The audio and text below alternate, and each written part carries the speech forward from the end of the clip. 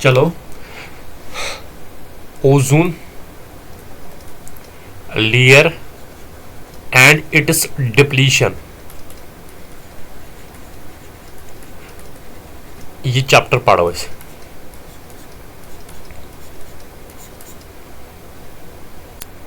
इस ozone ozone ozone कत लबन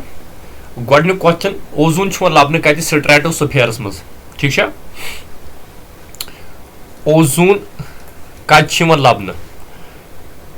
found in stratosphere, ठीक है। गो ओजोन लबन कत स्ट्रेटोस्फीयरस मज, गो ओजोन ओजोन कत लबन स्ट्रेटोस्फीयरस मज। अम पतन यस अमिच हाइट अर्थ पे, मतलब यथन ये ओजोन लेयर अर्थ पे कसा हाइट, अमिच हाइट लगभग हाइट 20 to 22 किलोमीटर, ठीक है। अम पतन ओजोन बनन कत कठन, दरअसल ओजोन बनन ऑक्सीजन सतन, कम सतन बनन ऑक्सीजन सतन। ओजोन फार्मेशन गसन कत कठन, ओजोन फार्मेशन गसन कत कठन, ओजोन फार्मेशन गसन लास्टस पे अनो अमी क्वेश्चन तम लिजिन कह। ओजोन फार्मेशन गसन अगर वन ऑक्सीजन ऑक्सीजन कस फार्मे मन O2 फार्मे मज, अत पे सनलाइट पेवन ऑक्सीजन अलग अलग गसन, यानी ये ऑक्सीजन तो ये ऑक्सीजन अलग अलग गसन। ये ऑक्सीजनस क्या वन, ये oxygen one Knesset oxygen, Knesset oxygen, ठीक है, नेसेट ऑक्सीजन, ठीक। चलो बह समझाओ कथन याद होता। ओजोन लेयर, ओजोन कत मन लबन स्ट्रेटोस्फीयरस मज। अम पतन ओजोन फार्मेशन गसन कत कठन, यानी ओजोन बनन कत कठन। ओजोन बनन दरअसल यम सात ऑक्सीजन ऑक्सीजनस पे सनलाइट पे, क्या पे सनलाइट, यह कत मज गि कन्वर्ट नेसेट ऑक्सीजनस मज, कत मज नेसेट ऑक्सीजन, यथ वनो नेसेट ऑक्सीजन, यथ वनो क्या नेसेट ऑक्सीजन, ठीक, नेसेट ऑक्सीजन, नेसेट ऑक्सीजन, ठीक है। अम पतन इस नेसेट ऑक्सीजन यह बे रलन कत सतन, यह बे रलन O2 सतन, बनावन क्या O3, ठीक है, बनावन पत क्या O3, बनो O3। अगर अम पतन बे सनलाइट पे O3 कस मज गए वापस चेंज O2 तो O डैश मज अलग, यानी ऑक्सीजन तो नेसेट ऑक्सीजनस मज, ठीक है। यह साइकिल कम दुत एग्जामस मज, अगर प्रिसि क्वेश्चन एग्जामस मज वन सा ओजोन फार्मेशन अमिक साइकिल कम दुत, अमिक साइकिल दुत तमिस नाव चैंपमैन, क्या साइंटिस्टस क्या नाव चैंपमैन। गो ओजोन फार्मेशन साइकिल कम दुत, ओजोन फार्मेशन साइकिल कम दुत। अगर साइंटिस्ट सुन नाव प्रुसने तेल दपस चैंपमैन, चैंपमैन, ठीक है, चैंपमैन। ओजोन फार्मूला क्या, ओजोन फार्मूला O3, ठीक।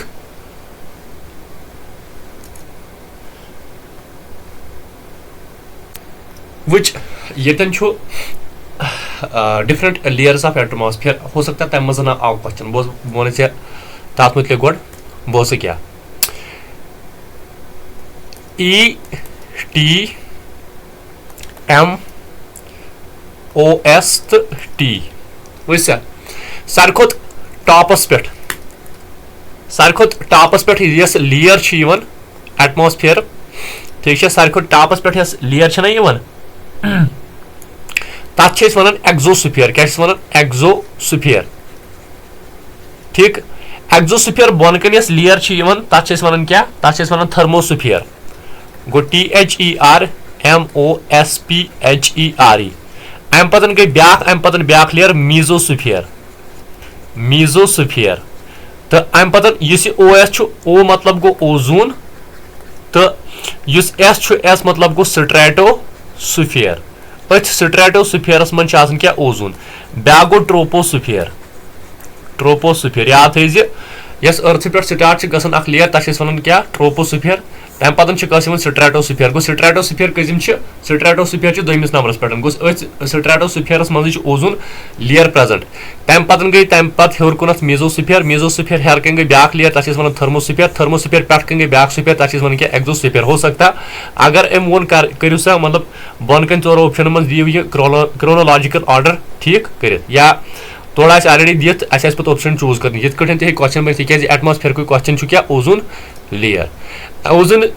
फार्मूला वन मे ओजोनस क्या फार्मूला O3 ठीक है थोड़ा वन मे हो हट के अम मूजूब ताकि ऐ रोजी याद लेयर्स कत गोडनिकिस नंबरस पे सारे गोडनिक लेयर सह गई कुस एक्सोस्फीयर दोमिस नंबरस पे अम पतन थर्मोस्फीयर त्रेमिस नंबरस पे मेसोस्फीयर चौमिस नंबरस पे ओजोन यानी स्ट्रेटोस्फीयर तो 5मिस नंबरस पे ट्रोपोस्फीयर अगर ये वन बॉटम यह गो बॉटम यानी सारे गोडनथ तो ये तेल गो गोडनथ ट्रोपो पत गो स्ट्रेटो पत गो मीजो पत गो थर्मो तो पत गो एक्सो अम पतन बोसा अगर अर्थ की अर्थ अत कुछ यप मानो यह सोरे ओजोन लेयर यानी O3 यह सोरे O3 यानी ओजोन ठीक है ओजोन इस O3 लेयर चपार यह O3 लेयर क्या कर यह लेयर O3 लेयर यानी ओजोन प्रोटेक्ट कम निश कर ओजोन अकि रेजो निश बचान इन वन अल्ट्रा वायलेट रेज ठीक है अम पे वो पे फर्दर अल्ट्रा वायलेट रेजन तस्म यानी ओजोन कम निश प्रोटेक्ट कर अल्ट्रा वायलेट रेजन निश सह हे लिखित कथ ओजोन कर ये अल्ट्रा वायलेट रेज यानी यूवी रेज ये यूवी रेज ये ओजोन कर यह ओड कर एब्जॉर्ब क्या यूवी रेज तो ओड कर क्या रिफ्लेक्ट यानी ओड इन वापस कड़ित ठीक है गो यह अमिच फंक्शन गो ozone protects us from emission UV rays मतलब क्या गो अल्ट्रा वायलेट रेजोनेशन यानी ओजोन प्रोटेक्ट कर कम अल्ट्रा वायलेट रेजोनेशन वन बोज क्या वन जी चीज अगर यूवी मतलब यह ओजोन लेयर ठीक यह कत मन स्ट्रेटोस्फीयरस मज ती स्ट्रेटोस्फीयरस मज कस ओजोन ठीक ओजोन यानी O3 ठीक है O3 अगर यूवी रेज आई ओड ठीक यूवी रेज आई ओड जो चीज अकिस कर रिफ्लेक्ट बेस क्या कर पानस मज क्या कर पानस मज एब्जॉर्ब ठीक है एब्जॉर्ब ABSORB एब्जॉर्ब ठीक गो मे वो स्ट्रेटोस्फीयर यह अथ मन ओजोन लेयर ठीक UV rays I your UV rays क्या गई यूवी रेज गई क्या एब्जॉर्ब क्या गई रिफ्लेक्ट यम रिफ्लेक्ट गई तम कहीं अलबत्ता यम एब्जॉर्ब गई एब्जॉर्ब ये ओजोन लेयर कर पानस मज अम क्या गम टेम्परेचर इनक्रीज ये जगह मज यानी स्ट्रेटोस्फीयरस मज गई जगह क्या वन टेम्परेचर इनक्रीज प्राट बह ये सोद आराम सान लिखित से बोस क्या यूवी रेज गसन क्या गोडनथी रिफ्लेक्ट ठीक कत अथ ओजोन लेयरस पे कत स्ट्रेटोस्फीयरस मज क्या गसन एब्जॉर्ब ठीक क्या गसन एब्जॉर्ब मगर यम रिफ्लेक्ट गसन तिमन सतन कहीं मकलो यह एब्जॉर्ब गल यूवी रेज एब्जॉर्ब गम सतन खस स्ट्रेटोस्फीयरस मज टेम्परेचर इनक्रीज दपान ये टेम्परेचर इनक्रीज गसन कंडेंसेशन डिक्रीज गसन मतलब बोज स क्या कंडेंसेशन डिक्रीज गसन बोज क्या यम सात टेम्परेचर इनक्रीज गस कंडेंसेशन बोज गोड वन कंडेंसेशन क्या गई कंडेंसेशन क्या गई कंडेंसेशन गई यम सात वेपर यानी बाह कथ मज गस कन्वर्ट कस मज गस कन्वर्ट वाटर ड्रॉपलेटन मज वाटर ड्रॉपलेट्सन मज गस कन्वर्ट ठीक वन अगर अगर टेम्परेचर गस इनक्रीज कंडेंसेशन क्या गसन कंडेंसेशन गसन डिक्रीज तेल वन मे कथन अगर स्ट्रेटोस्फीयर्स मज कोर एब्जॉर्ब क्या कोर एब्जॉर्ब यूवी रेज अम सतन क्या गो अम सतन गो टेम्परेचर क्या गो अम सतन इनक्रीज क्या गो अम सतन टेम्परेचर गो इनक्रीज कंडेंसेशन पे क्या फर्क पे कंडेंसेशन गई डिक्रीज तम मूजूब अत रेन बनान क्या कत नो रेन फॉर्मेशन कत स्ट्रेटोस्फीयरस मज ठीक अख पॉइंट थे याद गो यम सात यूवी रेज सनलाइट मज क्या रिफ्लेक्ट क्या एब्जॉर्ब यम एब्जॉर्ब गसन तम कर स्ट्रेटोस्फीयरस मन temperature increase increase condensation decrease condensation क्या गई कंडेंसेशन गई यम सात बाह कन्वर्ट वाटर ड्रॉपलेटन मज मगर ये वाइस वर्सा मतलब ये फिर थुर रिलेशन अगर टेम्परेचर गस इनक्रीज कंडेंसेशन गसन डिक्रीज यानी अगर मतलब टेम्परेचर हुर यानी अगर अत गर्म यानी ताप तत यानी वुशनेर तत ठीक तम सतन क्या गस कंडेंसेशन गई डिक्रीज यानी वाटर ड्रॉपलेट्स बन न क्या तम मूजूब बन रेन बन यानी रूद बन कत स्ट्रेटोस्फीयरस मज क्या स्ट्रेटोस्फीयरस मज रूद बन क्या तम मूजूब यह लेयर कर कम खतर इस्तेमाल एरोप्लेन हंद वुड़न खतर ठीक गो we use this layer कुस लेयर स्ट्रेटोस्फीयर कम खतर टू फ्लाई एरोप्लेन्स सा समझ गो यम सातन क्या गसन कम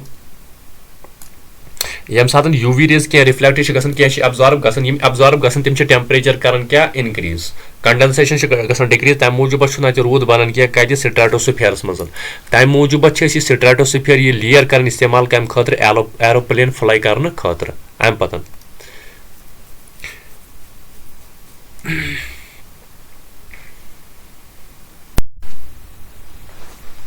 पतन डिप्लीशन ऑफ ओजोन लेयर इस डिप्लीशन ऑफ ओजोन लेयर अमुक मतलब क्या गो डिप्लीशन ऑफ ओजोन लेयर मतलब गो येथन यम सातन ओजोन युस गैस छु यह गस कम यानी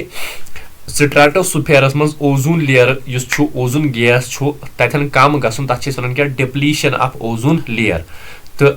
डिप्लीशन ऑफ ओजोन लेयर गोडनिक लटि कम कोर ऑब्जर्व फॉरमैन याद थे depletion of ozone layer was first time observed by Foreman ठीक है Foreman दोन साइंटिस्टन हूं नाव पढ़ वनिक तामिस कुस Foreman चैंपमैन क्या कर चैंपमैन सजेस्ट कर ओजोन लेयरुक साइकिल तो फॉरमैन क्या फॉरमैन सह नफर इस डिप्लीशन ऑफ ओजोन लेयर गोडनिक लट ऑब्जर्व कर ठीक अम पतन डिप्लीशन यूनिट क्या यानी अगर गैस यानी ओजोन गैस कम गसन यानी डिके गसन ओजोन गैस अमुक यूनिट क्या यूनिट ऑफ डिप्लीशन क्या यूनिट ऑफ डिप्लीशन डोब्सन यूनिट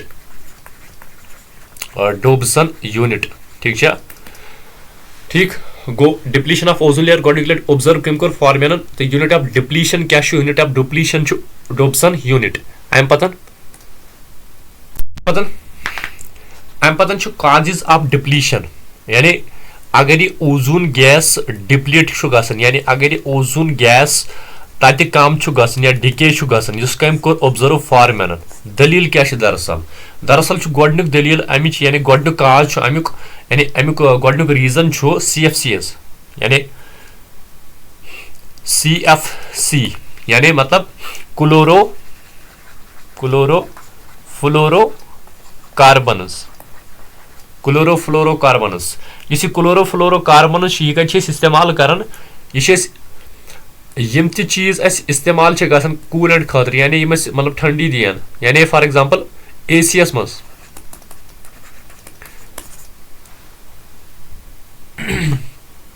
ठीक है क्लोरोफ्लोरोकार्बनस मतलब गोडनेथ इस्तेमाल गसान कत मज एसी यस मज इस्तेमाल गसान कुस क्लोरोफ्लोरोकार्बन ठीक अमिकिस दोयम नाव छु क्लोरोफ्लोरोकार्बनस it is also called freon यानी यथ वन CFC11 ठीक है युस AC वेसी तिमन मज इस्तेमाल क्या कर फ्रियान गैस अम सत डिप्लीट क्या गसान ओजोन लेयर यानी डिप्लीट गसान क्या ओजोन गैस यानी ओजोन गैस कम गसान गो गोडनिक रीजन दोयम रीजन क्या दोयम युस ओजोन लेयरस डिप्लीट कर सह गो carbon monoxide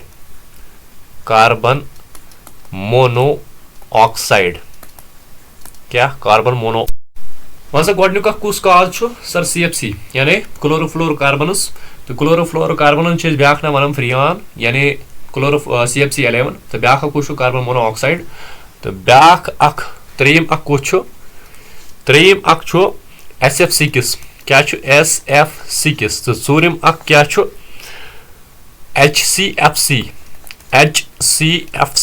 HCFC full form hydrochlorofluorocarbons hydrochlorofluorocarbons ठीक है ब्या कुछ पूंचम sulphur oxide SULPHUR sulphur oxide and ब्या कुछ नाइट्रोजन ऑक्साइड ठीक है बोस कुस काजेस ऑफ डिप्लीशन कुस क्लोरोफ्लोरोकार्बनस तथ ब्या वन फ्रियान यानी CFC11 ब्या कुछ कार्बन मोनोऑक्साइड ठीक अम पतन SF6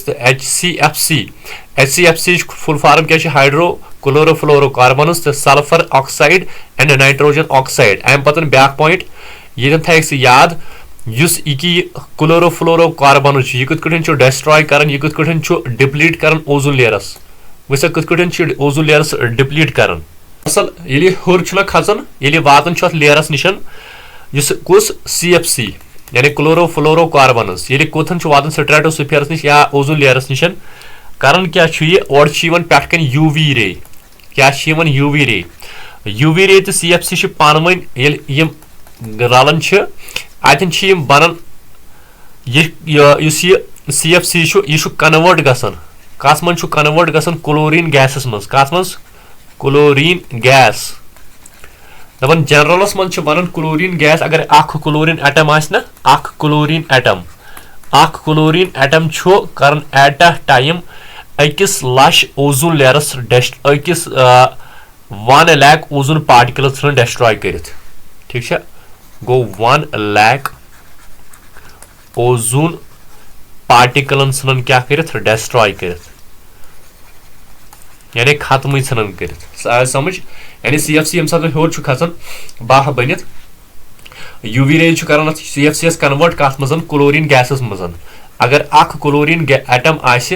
क्लोरीन एटम कर कथान ozone particle destroy 1 lakh ozone particle समझ गो गोडनेथ क्या वो ओजोन लेयर गोडनिक काज सह गो CFC यानी क्लोरोफ्लोरोकार्बनस इन फ्रियान वन ब्या गो कार्बन मोनोऑक्साइड अम पतन वो CFC क्या कर CFC ओजोन लेयर मतलब बन क्लोरीन एटम अकिस लश ओजोन लेयरस ओजोन पार्टिकल्स खत्म कर ठीक अम पतन SF6 अमिक ब्या रीजन HCFC ब्या रीजन सल्फर ऑक्साइड तो नाइट्रोजन ऑक्साइड ब्या अमिक रीजन अम पतन अगर वन एग्जामस मज क्वेश्चन मान सारे खुद ज्यादा यमो गैसों मज कुछ इफेक्ट कर ओजोन लेयरस सह गो कुस क्लोरोफ्लोरोकार्बनस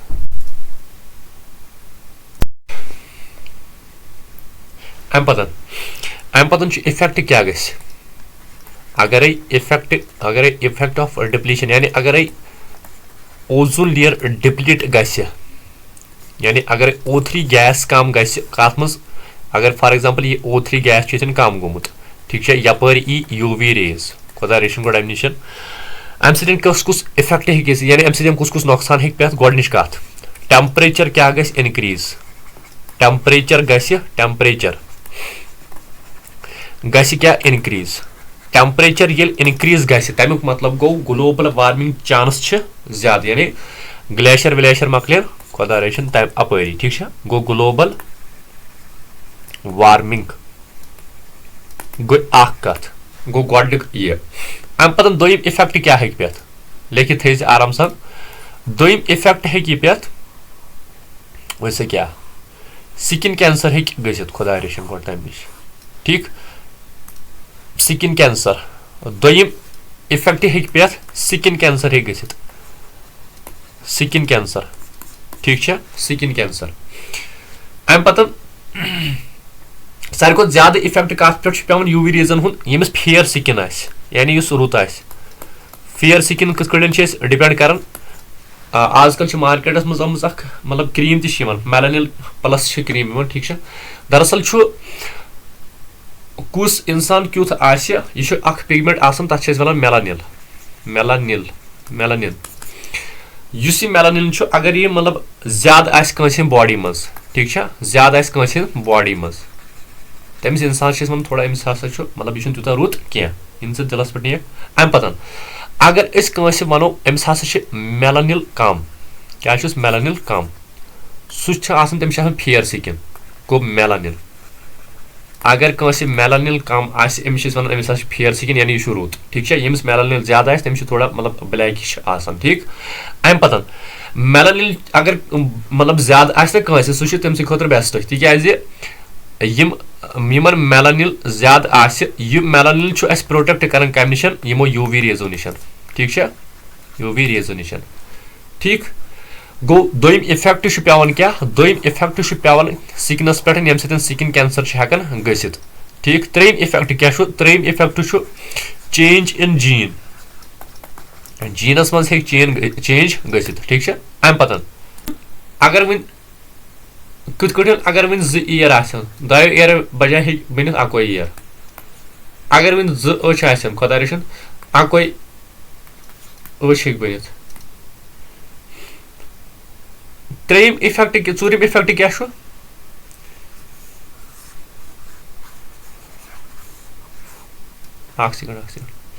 चूरम इफेक्ट क्या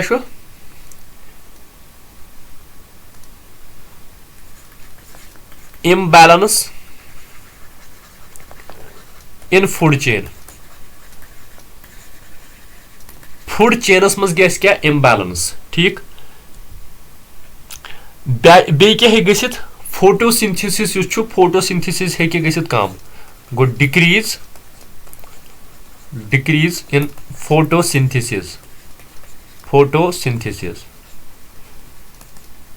THESIS गो फोटोसिंथेसिस हे कम गसित गो गोडनेथ क्या क्या पोड़ सर अगर डिप्लीट गस ओजोन लेयर अम सत गोडनेथ गसित चेंज इन टेम्परेचरस मज चेंज गसित टेम्परेचर अगर चेंज गस ग्लोबल वार्मिंग हे गसित दोयम स्किन कैंसर हे गसित त्रेयम चेंज इन जीन चूरम हे गसित इम्बैलेंस इन फूड चेन पंचम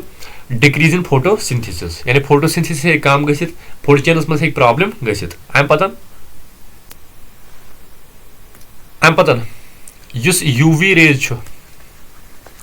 UV रेजन 3 टाइप्स कत टाइप्स यम कत पे पे अर्थ पे गोडनिक UVA ब्याक UVB ब्याक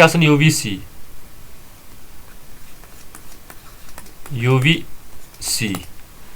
ठीक है गो UVA UVB UVC ये थ चीज याद अगर वेव लेंथ आ ज्यादा मे वन साउंडस मज वेव लेंथ अगर ज्यादा फ्रीक्वेंसी कम अगर फ्रीक्वेंसी ज्यादा वेव लेंथ कम बुझ गो UV रेजन कुस कुस किस्म यम अर्थस पे पेवान UVA UVB UVC अम पतन अगर वेव लेंथ इंक्रीज गई फ्रिक्वेंसी गई डिक्रीज अम पतन UVA गई गोडनिच अख दोयम अख UVB ठीक त्रेयम अख UVC गोडनिच अख क्या गई UVA यानी ultraviolet rays A ultraviolet rays B ultraviolet rays C अगर मैं त्रोनवनी मज वन सारे डेंजरस कस सारे dangerous ultraviolet C very dangerous गो सारे खुद वुचाफ कस यमो त्रेयो मज कस अल्ट्रावायलेट C ठीक पाकसा युंद रेंज वुचो UVA अमिक रेंज कत पे स्टार्ट गसन अमिक रेंज कत पे स्टार्ट गसन 400 पे 400 nanometre to 400 nanometre to 350 nanometre ठीक है अगर एग्जाम्स मज क्वेश्चन बनो वन सा अल्ट्रावायलेट रेज A अमिक रेंज कूता अमिक रेंज 400 टू 350 नैनोमीटर यानी रेंज अमिक रेंज 400 नैनोमीटर टू 350 नैनोमीटर अगर अल्ट्रावायलेट रेज B वन अमिक रेंज कत पे स्टार्ट गसन 350 पे 350 नैनोमीटर टू 260 नैनोमीटर ठीक अम पतन अगर UVC रेंज कत पे स्टार्ट गसन 260 नैनोमीटर टू 110 नैनोमीटर ठीक है गो गोडनिकिस अकिस यस अल्ट्रावायलेट A अमिक रेंज कत पे स्टार्ट गसन 400 nanometre to 350 nanometre ultraviolet B यस अमिक रेंज कत पे गसन start 350 nanometre to 260 nanometre ultraviolet C यस अमिक रेंज कत पे गसन स्टार्ट 260 नैनोमीटर टू 110 नैनोमीटर यम सितन क्या गसन अल्ट्रावायलेट A सितन अम सितन इफेक्ट गसन ये अम सितन हेकन रैशेस गसित कत पे सिकनेस पे रैशेस ऑन स्किन यानी वजार पजार खसि सिकनेस हेक प्रॉब्लम थोड़ा गसित यो गसना किया अगर अल्ट्रावायलेट B वन अम सितन कुछ इफेक्ट गसन अम सितन इफेक्ट गसन स्किन कैंसर अगर अल्ट्रावायलेट C वन अम सितन कुछ इफेक्ट पे अम सितन पेवन इफेक्ट यम सारे खुद मोस्ट डेंजरस आसन ये वेरी डेंजरस सारे खुद त्रेयो मज डेंजरस सह कुछ ultraviolet C dangerous in all the three ठीक है ऑल द थ्री गो अगर एग्जाम्स मज क्वेश्चन वन सा अल्ट्रावायलेट A अमिक रेंज कत पे 400 nanometre to 350 nanometre ultraviolet B 350 to 260 nanometre ultraviolet C 260 to 110 nanometer तो त्रे मज कुछ डेंजरस सारे खुद डेंजरस अल्ट्रावायलेट C